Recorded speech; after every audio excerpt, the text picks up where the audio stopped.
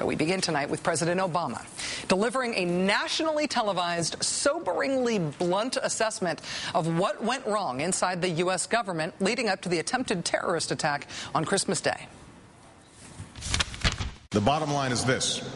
The U.S. government had sufficient information to have uncovered this plot and potentially disrupt the Christmas Day attack.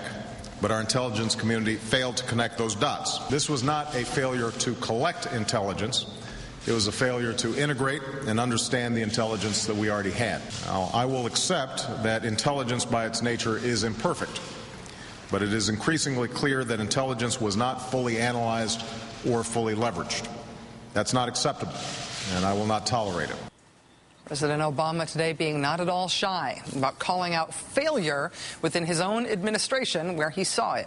And late tonight, Admiral Dennis Blair, President Obama's Director of National Intelligence, released a statement essentially accepting blame for what the president criticized and pledging in dramatic language to fix it. Admiral Blair's statement says, "The intelligence community received the president's message today. We got it, and we are moving forward to meet the new challenges. The system did not catch Umar Farouk Abdul-Muttalib and prevent him from boarding an airliner and entering the United States. We must be able to stop such attempts. The intelligence community has made considerable progress in developing collection and analysis capabilities and improving collaboration, but we need to strengthen our ability to stop new tactics such as the efforts of individual suicide terrorists.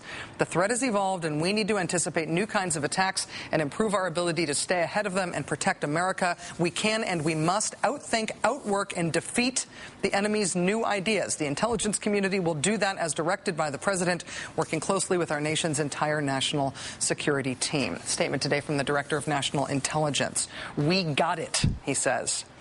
During President Obama's speech today, the president announced that some changes would be coming as a result of the failure to detect the Christmas Day attempt. Counterterrorism officials have reviewed and updated our terrorist watch list system, including adding more individuals to the no-fly list. And while our review has found that our watch listing system is not broken, the failure to add Abdul-Muttalib to the no-fly list shows that this system needs to be strengthened. What preceded President Obama's announcement today was a full week and a half of mostly unrebutted Republican attacks on the Obama administration's approach to the issue of terrorism.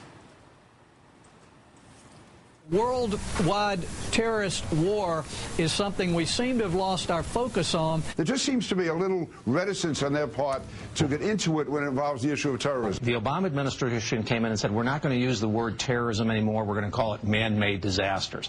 Trying to, I think, downplay the threat from terrorism. Lost our focus on terrorism, downplaying it, reticent to address it. The barrage of criticism from the right since the Christmas Day attempt is that President Obama has let things slide. He's been soft on terrorism. The implication being, unlike President Bush. It's a 180-degree directional change in our in the way we look at terrorism, the way we react to terrorism, and the way we prosecute terrorism. I'm hopeful that the president will become forceful, that we will return back to the direction where we're prosecuting the war on terror. We need to return back to the way that President Bush did it. If you want to get even more specific, the drumbeat now is that we need to go back to the way that President Bush did counterterrorism, specifically as of September 12th, 2001.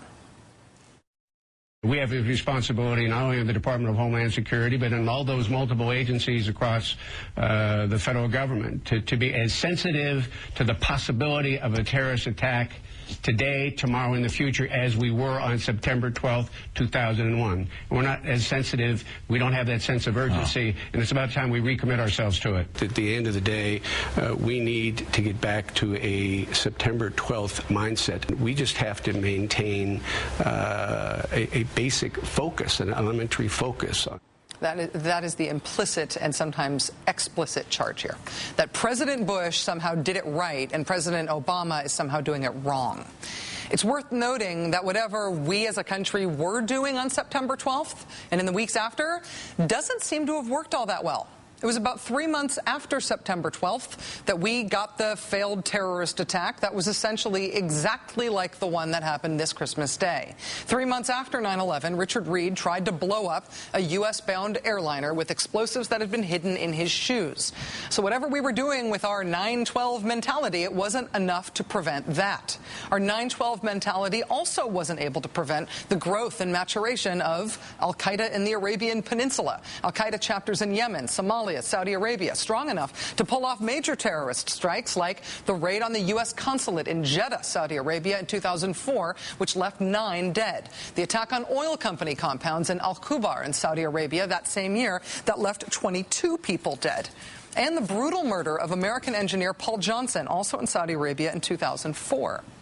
An article in Sunday's Washington Post detailed the extent to which United States missteps in Yemen allowed al-Qaeda to expand and grow there as well. This super-focused 9/12 mentality that conservatives now say we need to return to also wasn't able to capture the perpetrators of 9/11. As we learned incidentally from last week's suicide bombing that killed 7 CIA officers in Khost, Afghanistan, we are still looking for Osama bin Laden and Ayman al-Zawahiri. The Jordanian double agent recruited by the CIA was brought in to help U.S. officials find Zawahiri 8.5 years after our super-focused 9/12 mentality. The danger in these Bush policies being romanticized and retroactively imbued with some sort of magical efficacy they didn't really have is that we may start putting those failed policies in place again. Today we heard President Obama announce a new program for screening passengers coming into the United States. As of yesterday, the Transportation Security Administration, or TSA, is requiring enhanced screening for passengers flying into the United States from or flying through nations on our list of state sponsors of terrorism or other countries of interest. That program was formally announced by the TSA this week. It calls for extra screening procedures for passengers traveling to the United States from 14 foreign countries. That type of program, of course, evokes roughly one of the things the Bush administration did starting in 2002, when John Ashcroft announced a new system wherein any male under the age of 25 from this list of countries would have to register with authorities if they were working or visiting or living in the United States. It was called the NSEERS system. The NSEERS system is up and running at every port of entry into the United States. We have increased our capacity to intercept terrorists or criminals who attempt to enter the country.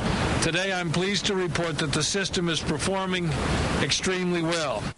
That system that performed extremely well produced precisely 0 terrorism prosecutions. But it did turn a whole lot of people against the United States for a lifetime. It might make us feel better to have that sort of list, but those countries we just scrolled on the screen, you might have noticed, didn't include the nations of Jamaica or England. Remember the shoe bomber, Richard Reed? He was a British citizen born to a family of Jamaican immigrants. He was radicalized at a mosque in London. So our super-focused 9/12 mentality came up with a hugely costly, arguably quite counterproductive system that would not have screened out the next attempted bomber anyway. By the way, the new Obama administration list from the TSA also doesn't include Jamaica and England. Not that it should, not that there's anything special about Jamaica or England, but if we're trying to apply even the wisdom of hindsight here, doesn't it seem weird to build the same failed system all over again with the same known obvious loopholes? It's one thing to pound your chest and brag on profiling because it makes liberals mad and it makes you feel tough. But how does the fact that it doesn't actually work intrude on your macho feelings about it? The danger of the Bush administration's approach being lauded as this good, tough approach that we wish we went back to is that we'll currently increase the political appeal of emulating those failed approaches. Being gratuitously unconstitutional in order to look tough is not the same thing as actually keeping us safe, no matter how much Mr. Obama's critics might want it to be so. Joining us now is Newsweek columnist and NBC News analyst Jonathan Alter. Mr. Alter, it is good to see you. Thank you for coming in. Hi, Rachel. Good to see you. Do you think Republicans are attempting to resurrect what they seem to be viewing as sort of the glory days of the Bush war on terror? Yeah, you're absolutely right about that. They're romanticizing that when the policy hasn't changed. You know, the root of the Christmas Day bombing was that there weren't enough people on the no-fly list. Who shortened the no-fly list? Bush at the end of his time in office. So the policies that didn't work were not Obama policies, they were Bush policies. There's a continuity there between Bush and Obama that gets overlooked.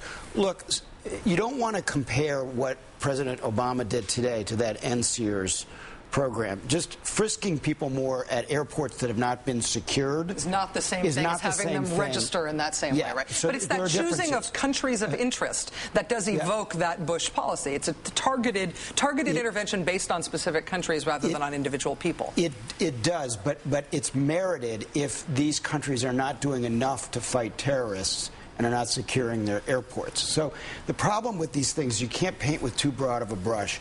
You have to look at each new security measure on its own terms. But you're quite right that we should guard against this kind of rush back to the halcyon days when everything presumably worked so well. There were some successes in the Bush administration. They did foil some plots.